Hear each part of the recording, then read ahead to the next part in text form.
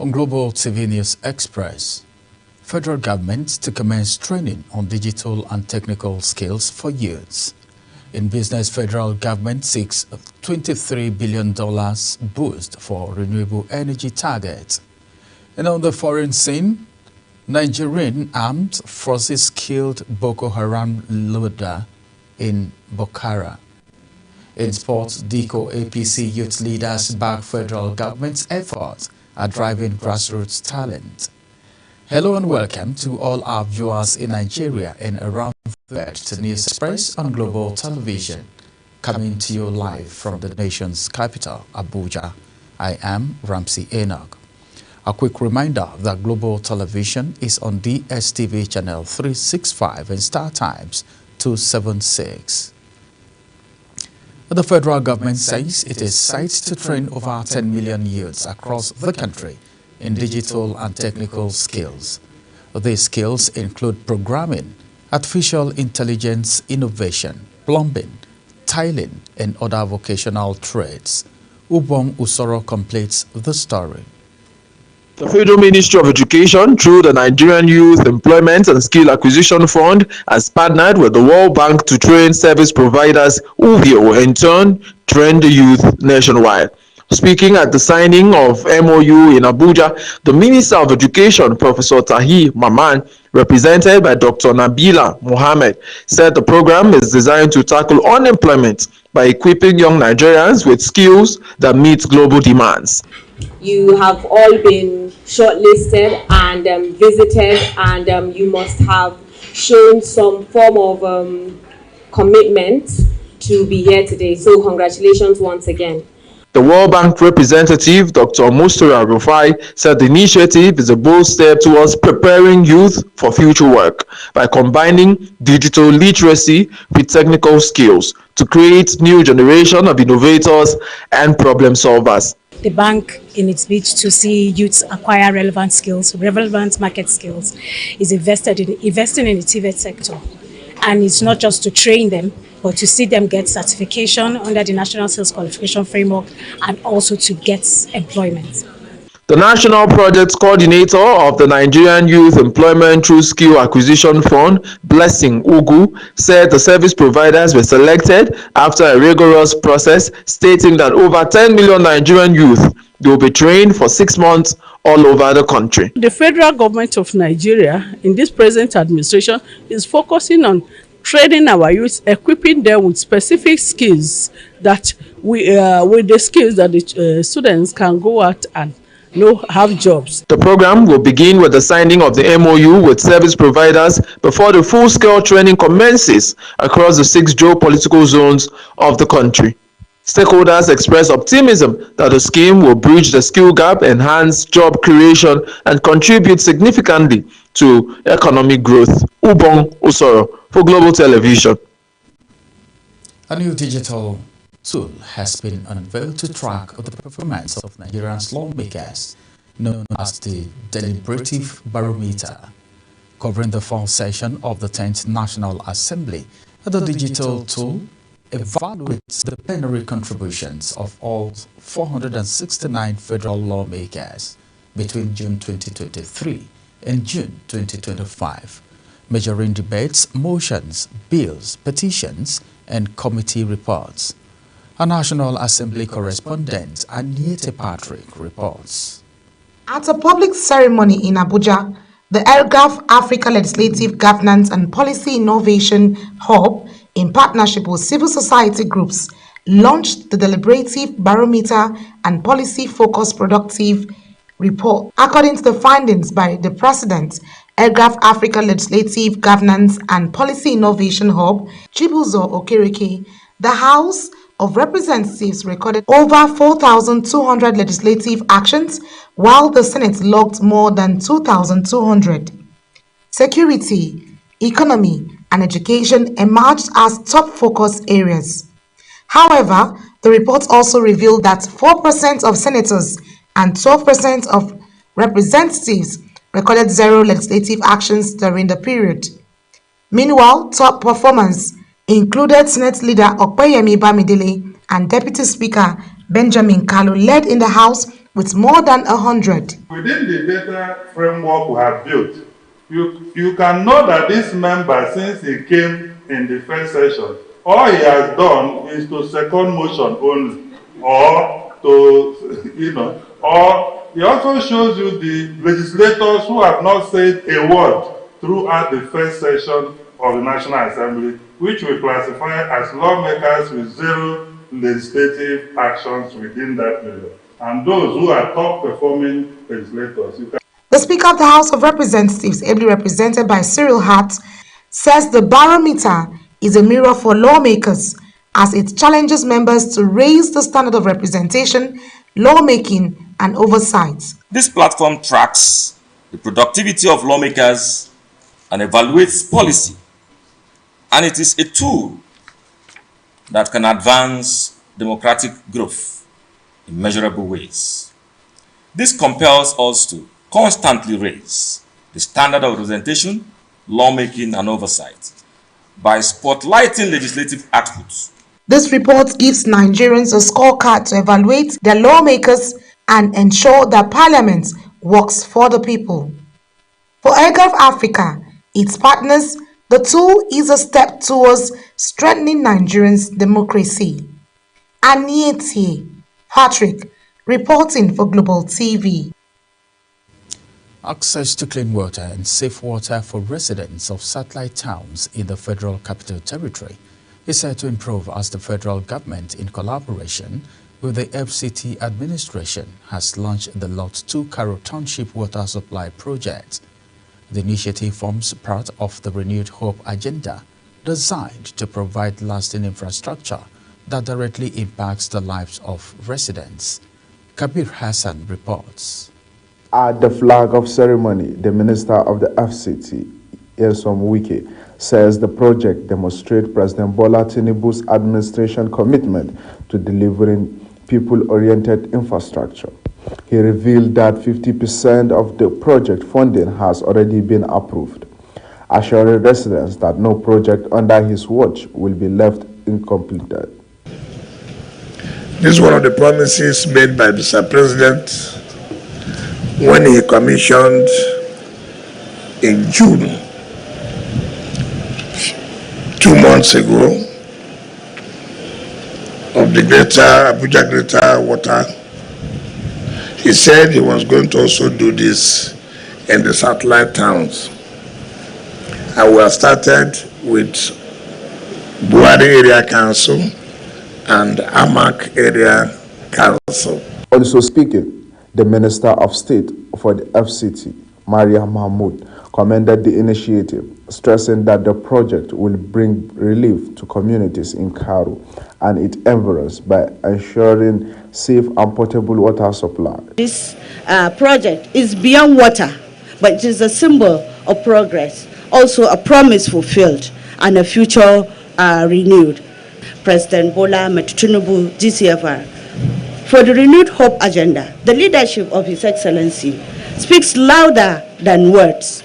Today, the people of Karo and its environment feels the commitment, the impact of commitment of His Excellency in every home, on the street, and also in the heart. We thank Mr. President for all that he has been doing and the support he has been giving to our administration under Barrister Nyesom Wike. Representing the contractor, CGC Nigeria Limited, Lynn Herman, pledges quality and timely delivery, promising that the project will be completed ahead of schedule. I wish to express my appreciation to our minister for his strong leadership and his concern for the people welfare.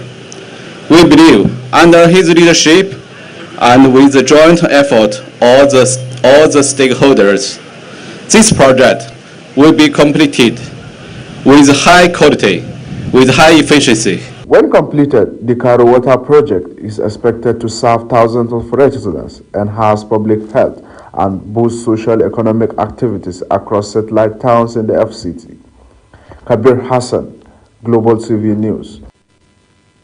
The International Organization for Migration, IOM, has donated 1.7 billion naira to support humanitarian relief efforts in Yelwata in Naka community of Goma and Gwe West local government areas of Benue State. Benue State correspondent Felicity Ndere reports. The aid package funded by the European Union aims to alleviate the suffering of internally displaced persons affected by the June water attack in Goma and others from Gwe West.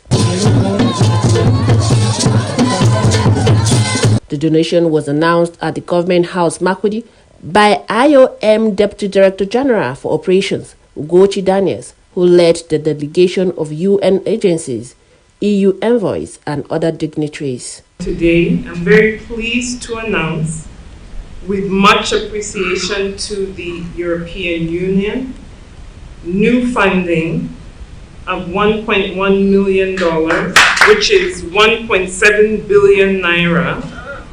And then in December, we will also launch a new initiative funded by the IOM Development Fund that is focused on reducing the risk of gender-based violence. Governor Hyacinth Alia lauded the gesture and appealed for more support from development partners to facilitate the return of displaced persons to their ancestral homes.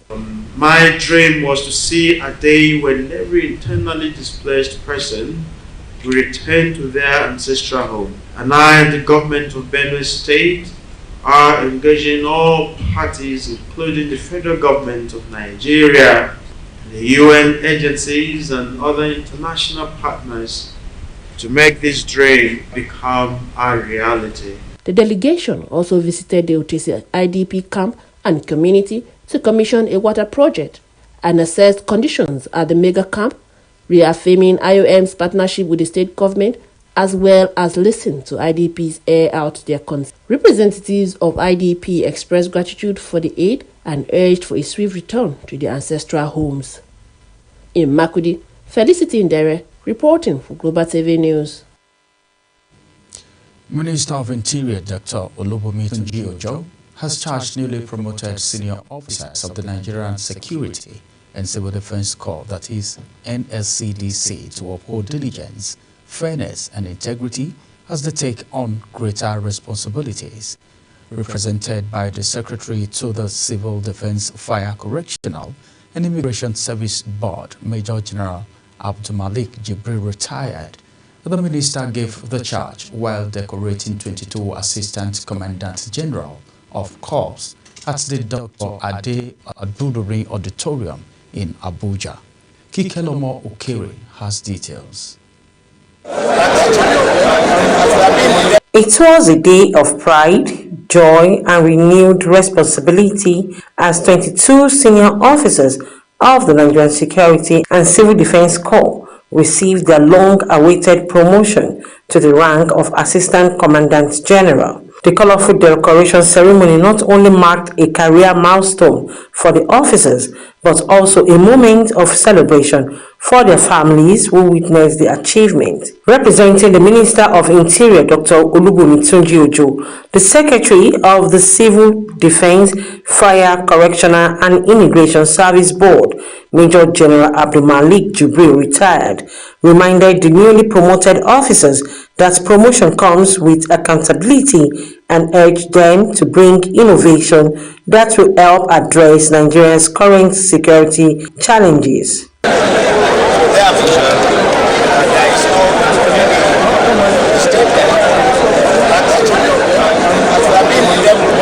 With insecurity across the country, as already mentioned, we expect that they will bring to bear various experiences to bear in tackling the challenges of national security.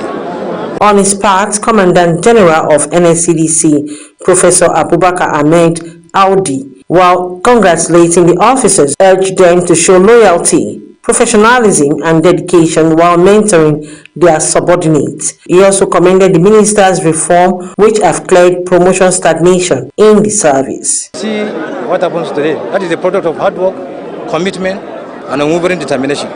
So we thank the President for this. Then to our officers that are decorated today, you've heard it from my minister. He said to whom much is given, much is expected. And it is popularly said that the higher you go, the tougher it becomes. the more promotion you get, the more challenges you face.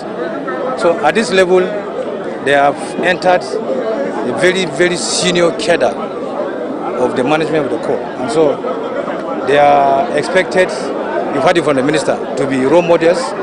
They are expected to behave very well. And of course, they are expected to mentor.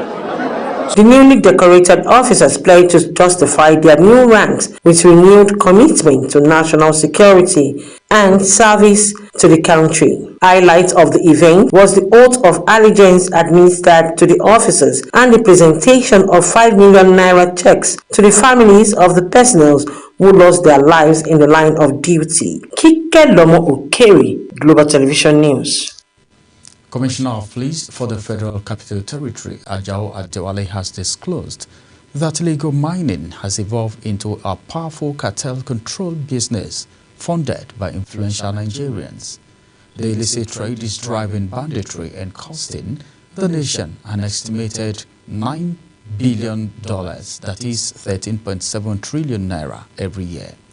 The FCT Commissioner of Police made this known at a media brief organized by the Nigerian Union of Journalists in Abuja. Kikelomo Okere reports.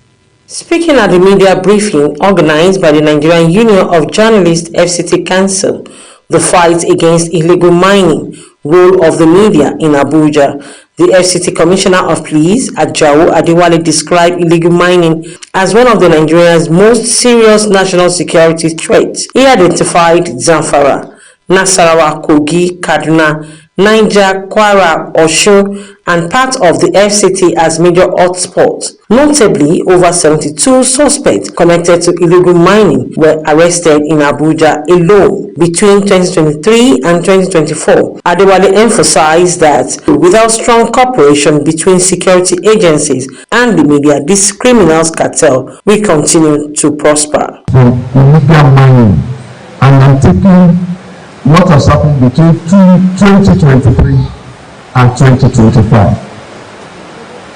Within these 3 years, Nigeria has lost a total of 41.1 trillion naira to illegal mining in physical cash. This is outside the human life that has been wasted. In a remark, Grace Ike, the chairman of the NUJ FCT Council, called on journalists to move beyond basic reporting. She urged them to engage in investigative journalism that uncovers the financier behind illegal mining, gives voice to affected communities, and exerts pressure on policymakers.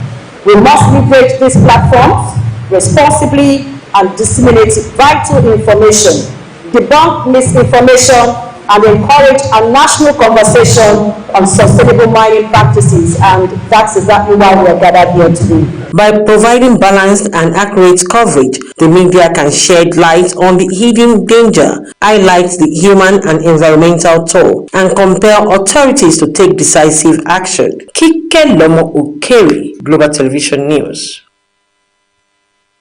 In the live broadcast of News Express. When News Express returns, Lagos ready to host 2026 National Youth Games.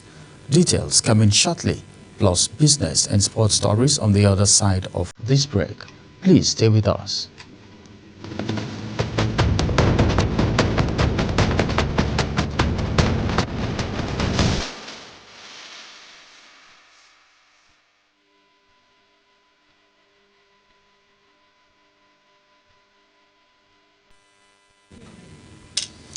Welcome back from that break. Now to the world of business. The Nigerian National Petroleum Company Limited says it has recorded a substantial decline in its profit after tax, dropping from 905 billion in June to 185 billion in July. This represents a staggering 79.6% decrease in profit, with the company in its monthly report released said it's recorded 4.41 trillion naira in July, down from 4.57 trillion naira in the previous month. And now on the foreign scene, an Air Force fighter aircraft has launched a 3-targeted and successive strike on the position Bokhara used to occupy in Shilawa. The army says Bokhara, whose real name is Ibrahim Mahamudu, has been the leader of Boko Haram since 2021. Originally from Nigeria, Muhammadu joined Boko Haram 13 years ago and took over the group after the death of the former leader, Abubakar Shekau. United Nations Secretary General Antonio Guterres has renewed his call for an immediate ceasefire as Israel approved a military plan for Gaza City. Speaking to reporters in Japan on the sideline of the Tokyo International Conference on African Development, Guterres called for the unconditional release of hostages held by Hamas. Zarau Nasir reports. The Israeli settlement plan, which will bisect the occupied West Bank and cut it off from East Jerusalem, was announced last week and received the final go-ahead from a Defense Ministry Planning Commission on Wednesday. Guterres also urged Israel to reverse a decision to expand what he described as illegal settlement construction in the West Bank. And talking about peace, I must reiterate that it is vital to reach immediately a ceasefire in Gaza and the unconditional release of all hostages, and to avoid the massive deaths and destruction that a military operation against Gaza City would inevitably cause. Hamas recently said it accepted a proposal for a 60-day ceasefire and a hostages for prisoners exchange, but Israel is weighing the offer. Zahrau Nasr, reporting for Global TV News. Now to the world of sport, where the national chairman of the Nigerian National Sports Commission, Shehu Diko, says recent federal government rewards to athletes are part of a strategy to secure the future of Nigerian sports. He spoke at the Nest Resource Center in Abuja during an interactive session with youths hosted by APC National Youth Leader, Dr. Dayo Israel. Anita Patrick has details. At the event tagged An Evening with Shehu Diko, the National Sports Commission chairman unveiled plans for a national youth sports festival aimed at grooming future athletes. He said the initiative aligns with government's efforts to fight crime, unemployment, and youth restiveness through sports. Diko stressed that athletes will no longer be neglected, adding that Nigeria has applied to host the All-African Games and Commonwealth Games in the coming decade to boost professionalism and world-class infrastructure. Mr. President knows exactly what he's doing. And even before Mr. President make those promises to the ladies, a week before that, I was with Clemens Westerhoff, for example. He came all the way from Holland. Those that has seen him in my office. We are trying to resolve the house that was given to him as far back as 1994. So it is this government that are also working to resolve it, to do that. So it shows the capacity of the government to make sure everything that is said is done the right way. And I tell you, Mr. President already have directed all the necessary agencies that are supposed to act on the promises he made to deliver. Organizer of the event, Dr. Dayo Israel, said the initiative mirrors the Tinubu administration's vision to use sports as a tool for youth empowerment, character building, and national pride. In all of these things that you see, nothing unites as much as sport does, and nothing is as important to young people, of course, aside from education, than sport, because sport is a driver. And what we've done here at the Youth House, at the Nest Resource Center, is to ensure that we're a sport-friendly institution. So the whole idea is that we want to begin to do a lot in the interest of young people. Also speaking, sports advocate Arabiri Atoyebi describes the reforms as a chance to build a lasting sports legacy beyond winning medals. President Tinubu has done a good job. He has done well by appointing a person like Shehu Diko, not because I know him, but because he's an experienced technocrat, he's an experienced sport administrator that can take sport economy, like he has been saying, to higher places and all that. There is no doubt the sports can unite the nation and project its image globally. As such, citizens are expected to give their maximum support to all sporting activities in their domains. Anieti Patrick, reporting for Global TV. And that's it on Global TV News Express. A quick reminder that Global TV is on DSTV channel 365 and StarTimes channel 276. Kindly follow us across all social media platforms now showing on your screen using @GlobalTV NG. I am Ramsey Enoch Agbo. Thank you for watching.